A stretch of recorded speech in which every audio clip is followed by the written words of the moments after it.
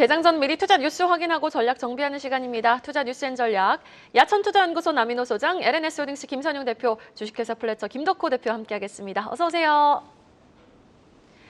자, 전거래일 아주 반전의 오후 2시였습니다. 반등이 나와야 할 구간에서도 하락 반전한 국내 증시. 시황 점검으로 오늘 이 시간 출발해 볼 텐데요. 어제 한국은행의 외환보유고 발표가 하루 연기됐다는 부분에 급격히 우려감이 형성되는 모습까지 보였는데 비투 물량이 높은 상황에서 반대 매매 물량이 쏟아질 수 있다는 우려까지 가중되고 있습니다. 김선용 대표님이 말씀해 주신 것처럼 시장 조그만 이슈에도 좀 예민한 것 같은데 어떻게 보셨어요? 사실 어제 2시 이후에 나왔던 2시 근처쯤에 나왔던 거는 거의 찌라시성이기 때문에 그 마음 쓰실 필요 없다는 말씀 먼저 좀 드리겠습니다. 반대 매매 얘기 좀 한번 해보면은 이제 반대 매매가 쏟아지나라는 그런 내용이 나왔는데 이미 쏟아지고 있다라는 말씀을 드리는 게 정확한 팩트인 것 같습니다. 사실 제가 이 사단이 벌어질 것 같아서 제가 몇 주 전부터 계속 조심하시라는 말씀을 드렸었는데 예수금 대비해서 이제 신용잔고 비율이 30%를 넘기는 시점부터 사실 저는 계속 말씀을 드렸거든요. 근데 최근에 40%가 넘어가면서 위험수위에 올랐다는 말씀을 한 몇 주간 계속 드렸던 것 같습니다. 일단 터졌으니까 어쩔 수 없죠. 그래서 이제 현재 상황을 놓고 좀 생각을 한번 해보면은 미수금 기준으로 연초 대비해서 230%가 증가했습니다. 연초에는 1,930억 원이었는데 이게 위탁 매매 미수금이 어제 기준으로 6,339억이더라고요. 그래서 엄청나게 증가했고요. 이게 심각한 수준인데 이러쯤 되니까 차라리 신용이 낫겠다는 생각할 정도로 이제 미수는 초단기 외상이고 혹시 미수를 사용하고 싶으신 분들은 진짜 절대로 사용하지 마시라. 제가 예전에 한번 정말 크게 뒤어봤기 때문에 미수는 절대 하지 마시라는 말씀을 다시 한번 꼭 강조를 해드립니다. 이런 거 좀 없앴으면 좋겠는데 좀 왜 있는지 모르겠고요. 당연히 최근 대외 상황에 따라서 통상적으로 보통 140%가 담보 비율 유지 비율인데 이게 깨지니까 이제 이 거래일 뒤에 이제 시세보다 낮은 가격으로 강제 처분 즉 마진콜이 발생한 상황이 기술적으로 터지기 때문에 이렇게 터지는 건 사실 분석이 불가능합니다. 그래서 이게 정말 어려운 시점인 것 같고요. 신용도 사실 되게 위험한 수준입니다. 팁을 좀 드리면 저는 기준이 예탁금 대비해서 신용 비중이 35%가 돌파하게 되면 그때부터는 정말 위험한 수준이 올라간다라 해서 저는 30% 초반대부터 계속 말씀을 드렸고 40%가 최근에 넘어간 상황이고요. 일단은 이제 2달 가까이 신용이 20조를 넘어갔었던 최근에 몇 달 정도가 있었는데 일단 어제 기준으로 신용잔고를 보니까 19조 4,500억 조금 떨어지긴 했는데 여전히 연초 대비해서 4조 원 이상 높은 수준이기 때문에 높습니다. 여전히 높은 수준이고 코스피보다는 코스닥이 높아서 제가 코스피 기준으로 종목을 세팅하시는 게 나을 것 같다라고 말씀드린 게 사실 이유였고요. 신용 등 레버리지에 대한 이해가 없이 계속 이걸 사용하고 막 투자를 하는 그런 문화가 생기는 게 문제인데 돌아보면 저희 아버지 세대, 할아버지 세대 주식을 하면 망한다라고 얘기했었던 게 왜 그러냐면은 그때는 신용을 안 써서 투자하는 사람들이 거의 바보가 되는 문화였거든요. 근데 그게 지금 다시 오는 게 저는 굉장히 좀 안 좋다고 생각하고 있습니다. 원래 강한 상승장에서 더 강한 힘을 내기 위해서 쓰는 게 이른바 레버리지 효과 신용인데요. 우리나라는 기존 보유 종목 하락률이 커지면 계속 매수하는 방식으로 잘못된 투자가 이루어지는 게 제일 문제인데 신용의 진짜 큰 문제는 이게 오늘 매수한 거랑 내일 매수한 게 계좌에 따로 잡힙니다. 그래서 이게 단가로 여러분들이 생각하시는 그 물타기가 안 되는 게 정말 위험한 거고요. 현재 제가 드릴 수 있는 조언 이미 벌어졌기 때문에 드릴 수 있는 조언은 이미 신용을 투자하고 계신 분들은 이제 기준으로 말씀드리면 당장 신용 추가 매매는 중단하시는 게 맞는 것 같습니다. 그러니까 이게 계속 쌓이다 보면은 계좌에 많이 쌓이다 보면 이것도 스트레스거든요. 그래서 지금은 멘탈 관리가 중요하기 때문에 이미 신용 쓰시고 계신 분들은 중단을 하시고 지금이 저점 같아가지고 신용 한번 써봐야지 하시는 분들도 안 하시는 게 맞습니다. 그래서 일단 위에 이미 쓰시는 분들은 담보 비율을 계속 체크하시면서 이제 모니터링 하셔야 되는데 지금 여러분들이 개선할 수 있는 방법은 주가가 오르든지 아니면 현금으로 그걸 막든지인데 사실 제일 정말 책임감 없는 발언이 현금 가지고 막으세요란 말인데 이거 안 됩니다. 개인 투자 불가능하기 때문에 일단 담보 비율을 계속 체크를 하면서 마진콜 방어를 좀 하시는 게 맞는 것 같고요. 없으신 분들 남은 해봐야지 아닙니다. 지금은 절대 아니기 때문에 신용은 지금 터치하지 마시라는 말씀 다시 한번 강조드리겠습니다. 네, 알겠습니다. 자, 이러한 의견에 우리 김덕호 대표님도 동의를 하시는지 어떻게 보셨어요, 어제 시장? 비단 어제 시장에 사실 충격이 좀 있기는 했습니다만은 이 부분들이 사실 어제만 있었던 거는 아니죠. 어떻게 보면 이제 국제금리 얘기가 나오면 항상 이제 시장이 많이 변동을 좀 보였었고 여기 이제 중요한 사실은 우리가 이제 왜 계속 이런 반대매매에 대해서 계속 의혹들이 나오고 실제로 반대매매 현상들이 좀 많아지고 있느냐라는 초점을 맞추셔야 되는데 자, 한번 우리가 과거 데이터를 한번 돌이켜 봅시다. 우리가 이제 작년 7월 같은 경우를 한번 좀 돌이켜 보자면은 이때부터 해서 한국과 미국의 금리 역전이 본격적으로 시작이 됐습니다. 이때 7월에 마찬가지로 미국이 이제 자이언트 스텝을 진행하면서 2.5%까지 한 번에 올렸었고요. 이후에 또 마찬가지로 9월에 또 마찬가지로 자이언트 스텝을 한 번 더 진행을 하게 되면서 여기에 이제 연일 이제 금리가 계속 올라가는 상황 속에서 이제 역전 현상이 나타나다 보면은 사실 외국인들의 입장에서는 증시 시장이 아무리 장기적으로 유효하고 그리고 시장 전망이 밝다하더라도 당장 일어나는 환차손을 줄이기가 굉장히 어렵습니다. 그러다 보니까 상대적으로 금리 현상에 대해서 오히려 이제 리스크를 좁힐 수 있는 미국 시장이나 혹은 이제 다른 뭐 일본 시장으로 많이 전환이 됐었죠. 그러다 보니까 뭐 사실 이제 뭐 코스피 같은 경우에도 2022년 뭐 9월 달 같은 경우에는 저점을 달성을 했습니다. 2,155포인트 이렇게 됐었죠. 마찬가지로 이때 당시에 이제 원달러 환율이 얼마였냐면은 역대 최고 이제 환율이었던 1,440원 정도 이렇게 됐었습니다. 그러니까 1,400원대를 돌파했다는 자체부터 이미 환차손은 커지고 있었고 결국 그러면 지금 현재 반대회가 나타나는 원인은 무엇이냐라고 보면은 당연히 기준물이 맞습니다. 맞지만은 지금 여기에 대해서 이 물량들을 받아줄 수 있는 주체들이 공격적으로 진입하지 않고 있다는 거고 그만큼 시장에서 어떤 거래량이 많이 줄어들고 있다라고 좀 보시면 좋을 것 같습니다. 그러다 보니까 오히려 이제 시장에서는 전반적인 지수의 움직임이 아니라 섹터 혹은 테마 중심의 움직임들이 많아지고 오늘 같은 뭐 어제 같은 경우에 뭐 두산 로보틱스를 비롯해서 이런 개별 종목의 이슈가 있으면 이슈 중심으로 많이 다가왔다는 거죠. 다만 이제 우리가 조심하셔야 될 거는 앞서서 이제 대표님께서 말씀을 해주셨습니다만은 팬데믹 이후에 한국 증시가 사실 이제 코스닥 빈가도가 다시 올라가기 시작했습니다. 물론 이제 평상시에도 항상 코스닥이 변동이 훨씬 더 큰 건 사실이었습니다만은 팬데믹이 발생한 이후로부터 2022년 2월까지, 21년 2월까지는 오히려 코스피 시장이 폭발적으로 성장을 했습니다. 반면에 주식을 기존에 거래하셨던 분들은 코스닥 시장에서 수익이 났기 때문에 이 부분들을 코스닥 신환으로 전환을 많이 했었다는 거죠. 이러다 보니까 오히려 이제 9월 이후부터 해서 반등도 마찬가지로 코스피보다는 코스닥이 좀 더 빠르게 나타나고 있다라고 보셨고 아무래도 이제 최근 이제 지난 1년 동안에 이제 수익을 보신 분들이라면은 코스피 시장보다는 코스닥 종목들을 좀 많이 운용하시지 않았나라고 보고 있습니다. 그러면 우리가 이제 앞으로 이제 개인 투자자분들께서 마찬가지로 투자를 하실 때 유념하셔야 되는 거는 당분간 고금리 기조가 유지된다는 거 다 알고 있습니다. 다 알고 있다면은 그럼 이때 우리가 가장 조심하셔야 될 거는 시장의 거래량이 지금 지속적으로 줄 것인지 아니면은 여전히 지금 이 단기적인 조정에 불과한 건지를 보셔야 되는데 지금 이런 불안한 상황을 가늠하기 어려우시다면은 현금 확보도 반드시 필요하다고 말씀을 좀 드리겠습니다.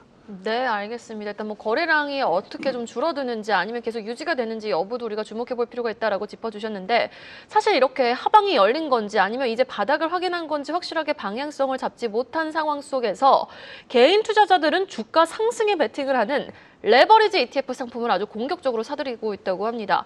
과연 개인 투자자들이 승기를 잡을 수 있을까요?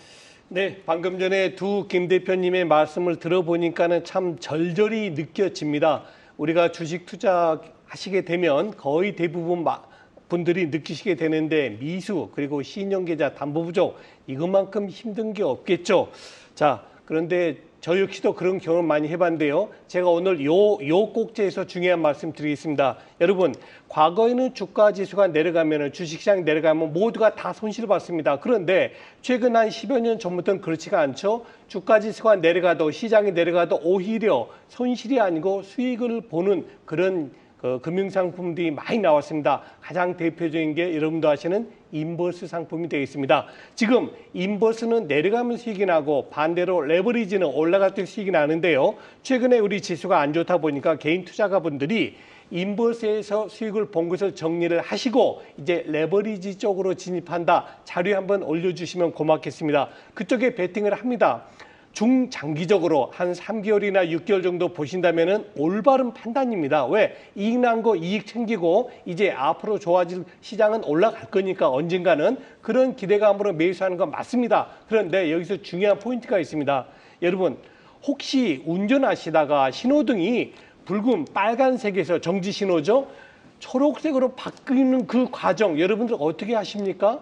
바로 저도 옛날에는요 빨간불에서 녹색으로 바뀌면 바로 출발했습니다. 그런데 그것이 굉장히 위험한 운전법입니다. 왜냐하면 저하고 반대편에 있는 사람도 내가 빨리 건너가지 않으면 안 되겠네. 그리고 오기 때문입니다. 제가 왜 이 말씀 드리냐면요. 지금 자료에 나오고 있습니다만 레버리지는 앞으로 주식이 올라간다는 쪽으로 지수가 올라간다는 쪽으로 보는 거고 인버스는 내려가면 수익 보는 건데 인버스는 정리하고 레버리지 사는 게 지금 최근에 개인 투자가인데요. 저는 제가 투자하기 전에 꼭 이런 말을 전 되새기고 합니다. 순천자 존, 역천자 망. 시장의 흐름에 내가 순응을 하면 나는 오늘 장 끝날 때도 살아있고 내가 시장의 흐름과 반대로 가면 나는 언젠가는 망한다. 순천자 존, 역천자 망이라는 그런 고사성어를 항상 명심합니다. 제가 이 말씀 드리겠습니다.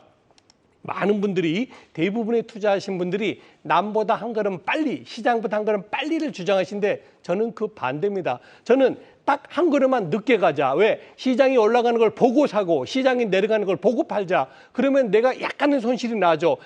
손실이 난다기보다 약간 이익이 줄어들겠죠. 그러나 그것이 훨씬 더 안전하다는 말씀을 드리겠고요. 지금 레버리지 사시는 거 반대입니다. 그 얘기하는 게 아닙니다. 지금 너무나 아까 김성영 대표도 얘기하셨지만 미수를 지르거나 와 이렇게 많이 떨어졌어. 200포인트가 떨어졌어. 그럼 이제 오르겠네. 그런 마음은 굉장히 위험한 투자 방법이라는 얘기입니다. 오히려 제가 어제도 말씀드렸지만 저점을 확인하고 나서 진입하는 게 좋다는 겁니다. 저점 확인 어떻게 합니까? 지나고 나야 하는 겁니다. 절대로 오늘 저점이다. 그걸 알 수가 없습니다. 그렇게 말하는 사람은 잘못된 방법입니다. 꼭 여러분들은 2,400포인트가 지켜지는가 지켜지지 못하는가를 보시고 꼭 오늘 주식 안 사도 됩니다. 다음 주에 사시면 어떻습니까? 저는 저점 확인 후에 진입하시라는 말씀을 드리겠습니다. 네, 어제 2,403포인트에서 마감이 됐던 국내 증시 2,400선을 지켜낼 수 있을지 여부 지켜보셔야겠습니다. 자, 이런 하락장 속에서도요, 최근 3거래일 연속 빨간불을 켜낸 종목이 있습니다. 바로 삼성바이오로직스인데요. 다음 기사로 확인해 보시죠. 증권사들 삼성바이오로직스의 실적 전망치를 올려잡으면서 올해 실적 신기록을 기대하고 있습니다. 추가 상승 여력도 기대해봐도 좋을까요? 네, 세 가지 요인인데요. 삼성바이오로직스가 어제 약세장에서도 불구하고 강한 모습 본 게 첫째, 이미 주가가 많이 하락했다. 선 반영됐다는 것이고요. 다음 두 번째, 외국인하고 기관들의 수급동에 아주 좋습니다. 어제도 매수를 하고 있지 않습니까? 마지막 세 번째, 이제 경기가 아주 활성화되긴 쉽지 않지 않습니까? 짧은 기간 내에 경기가 둔화된다면 오히려 제약바이오는 경기 방어주 성격이 강하다. 특히 화이자라든가 노바티스 등 세계 유수의 제약사들이 이미 삼성바이오로직스의 많은 물량을 CDMO를 계약을 했습니다. 그래서 저는 실적 호전이 되고요. 특히 최근에 고환율이 주식시장에는 안 좋지만은 삼성바이오로직스는 긍정적입니다. 왜 그럽니까? 외국 제약사들이 옛날엔 1,000원 줘야 되는데 이제는 900원만 주고도 자기들 물량을 줄 수 있거든요. 그래서 이런 여건 등을 본다면 저는 우리 시청자 여러분들이 한 5% 정도, 여러분들 100을 기준으로 5% 정도는 제약 바이오 쪽에 투자하시는 것도 무리가 없다라고 판단합니다. 네, 전체 포트에서 5% 비중의 제약바이오를 실어보자라고 정리를 또 한번 해주셨습니다. 이어서 호황을 누리고 있는 또 다른 업종 살펴볼까요? 바로 전력설비 업종 소식입니다. 지금 세계적으로 전력설비 수요가 그렇게 크게 늘어나고 있다고 합니다. 국내 전력설비 업계는 이에 최대 실적을 기록하고 있는데 자세한 내용 좀 정리 부탁드릴게요. 이게 세계 전력 수요가 증가하는데 우리나라 기업들의 매출이 증가하고 있다는 걸 우리가 봤을 때는 우리나라 기업들이 그만큼 경쟁력이 있다는 걸 바로 증명한다는 부분 체크해 보시면 좋을 것 같습니다. 항상 모든 상황이 안 좋을 때 이런 기업들을 잘 잡으셔야 된다 말씀드리는데 현재 앵커님 말씀하신 대로 전 세계적으로 이제 전력 수요가 증가하고 있는 상황 맞습니다. 국내 전력 업계들이 이제 최대 실적을 거두면서 이제 호황을 누리고 있는 상황이다라는 부분인데 잘 아시는 대로 이제 풍력, 태양광 등 신재생 사업이 확대되는 데다가 이제 최근에 사우디의 네옴시티 관련 초대형 프로젝트 추진되면서 이런 이슈가 발생한다고 보시면 될 것 같은데요. 어쨌든 전력망 수요는 계속 증가를 하고 있습니다. 이에 따라서 변압기에 대한 수출 단가도 상승하고 있어서 우리 기업들이 계속 좀 좋은 영향을 받을 것 같으니까 관련 기업들 체크해 보시고 투자해 보시면 좋을 것 같습니다. 네, 알겠습니다. 실적 기대감이 이렇게 형성되는 전력기기 업체들 가운데서도 현 시점 좀 매력도가 많이 높다 하는 종목이 있다면 어떤 종목이 있을까요? 제가 좀 말씀을 좀 드리면은 사실 이제 지금 말씀드렸던 이제 5,800만 달러 이 금액이 사실 이제 변압기 쪽입니다. 그러니까 초과 변압기 쪽인데 여기에 대해서 이제 이미 수주 관련된 부분들은 LS 일렉트릭도 있고 현대 일렉트릭 많은 기업들이 거론이 됐습니다. 효성중공업도 오랜만에 이제 주가들을 계속 몸을 높이고 있는 것도 사실은 국내 수주보다는 해외 수주 비중이 높다 보니까 나타나는 영향인데 이미 아시겠습니다만은 미국이 이제 IRA라든가 아니면 사우디 네옴시티 이런 부분들의 이슈들은 굉장히 많습니다. 근데 가장 핵심은 지금 현재 미국이 왜 그럼 이런 부분을 투자를 하고 있냐는 부분입니다. 바로 우리가 기존에 노후된 설비들을 전력 교체를 한다라고 제가 예전에 말씀드린 적이 있는데 네. 사실 지금 어떤 각국에서 진행을 하고 있는 이런 사업들이 우리가 과거 모습을 말씀드리면 전통적인 뉴딜 산업입니다. 우리가 이제 1차 세계대전 끝나고 나서 미국이 어떤 일을 했습니까? 굉장히 많은 댐을 건설하기 시작하면서 건설업 붐을 시키고 거기에 대해서 기반 시설 확충을 굉장히 많이 했었죠. 마찬가지로 전력기기 부분들도 그걸 확충할 시간이 없었느냐? 없진 않았습니다. 다만 지금처럼 어떤 이제 경기 불황이라든가 이런 부분이 나왔을 때 정부가 경기 부양을 할 때는 가장 효과적인 방법이 건설업 부황인데 지금 사실 이제 뭐 금리나 이런 부분들이 굉장히 높다 보니까 정부 주도로 할 수 있는 사업으로는 건설 사업을 빨리 부양시키는 방법밖에 없다라는 거죠. 여기에 이제 전기 전력 설비 부분들이 가장 좋은 원인은 결국 지금 미국과 중국 간에서의 마찬가지로 AI 대전을 하고 있고 뭐 반도체 부분들에서의 전쟁을 지금 하고 있는 과정에서는 오히려 전기 설비 부분들이 굉장히 클 수밖에 없다라는 점입니다. 그러다 보니까 뭐 사실 이제 지금 기존에서는 뭐 언론이나 뭐 기사에서는 뭐 이제 변압기 쪽을 좀 이렇게 초점을 맞춰서 좀 바로 이제 이슈가 나온 것 같습니다만은 이런 초고압 변압기 관련된 이슈가 나오면 따라 나오는 부분이 있습니다. 바로 초고압 전류 송전입니다. 즉 우리가 전선주들도 사실은 우리가 8월 달 한번 보십시오. LS 전선 아시아 같은 경우도 그렇고 뭐 가온 전선 이런 많은 종목들이 전선 들어가 있는 종목이면 거의 대부분이 8월 달까지 다 올라갔었습니다. 그러다가 증시 조정이 나타나면서 매물들이 빠르게 나왔었죠. 다만 우리가 이제 이런 인프라 설비를 확충하는 데까지의 시간은 굉장히 오래 걸립니다. 그리고 이 사이클이 단기간에 끝나는 것이 아니라 최소 2년에서 3년 정도 걸릴 수 있는 시간이 있기 때문에 뭐 우리가 알고 있는 뭐 앞서서 잠깐 소개드렸던 뭐 LS 전선 아시아라든가 아니면 뭐 대한전선 이런 종목들도 특히 이제 초고압 직류 송전이 가능한 기술을 갖고 있는 종목들이라면 한 번 더 살펴볼 수 있지 않을까 판단하고 있습니다. 네, 알겠습니다. 전선주 같은 경우도 좀 긴 호흡으로 길게 우리가 긍정적으로 지켜볼 필요가 있다라고 정리를 해주셨습니다. 자, 그럼 다음 기사 넘어가 보도록 하겠습니다. 어제 우리 시장에서 가장 관심을 받았던 테마였죠. 바로 로봇주입니다. 새 대장주 두산 로보틱스의 등장에 로봇주 전반이 아주 줄줄이 급락을 했거든요. 회복 가능한 겁니까?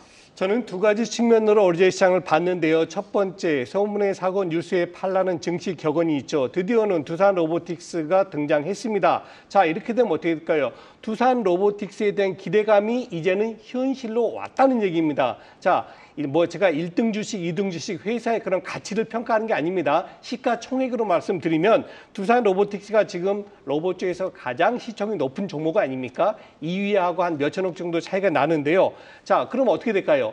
이제 두산 로보틱스가 이 정도 가치니까 그 다음 회사는 어떻게 됩니까? 자동적으로 움직이게 되는 거죠. 1년 전에 LG 엔솔이 들어오면서 블랙홀 현상이 약간 보였듯이 저는 두산 로보틱스에 오히려 뭐 기관이라든가 외국인들은 1등 선호 성향이 있지 않습니까? 그들이 그걸 사면 다른 로봇 주식이 좋아지는 게 아니고 오히려 다른 로봇 주식 정리하고 갈 수 있다. 이런 부분이고요. 다음 두 번째입니다. 여러분, 로봇주는 성장 산업입니까? 사양 산업입니까? 성장 산업입니다. 성장 산업의 가장 아킬레스가 뭡니까? 고금리입니다. 지금 고금리 상태이기 때문에 로봇주에 대해서는 막연한 성장성 기대하지 마시고 어느 정도는 수익성도 뒷받침되는 이런 옥석을 가리는 그런 투자가 필요해 보인다고 판단합니다.